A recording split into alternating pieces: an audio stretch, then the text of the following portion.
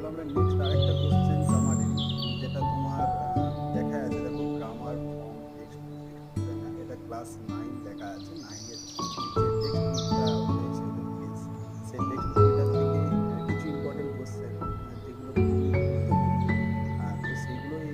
এতে পরীক্ষা নেওয়া হয়েছে, সেগুলো চলো প্রশ্নগুলো আমরা একটু আলোচনা করে দেখি কিভাবে এর অ্যান্সারটা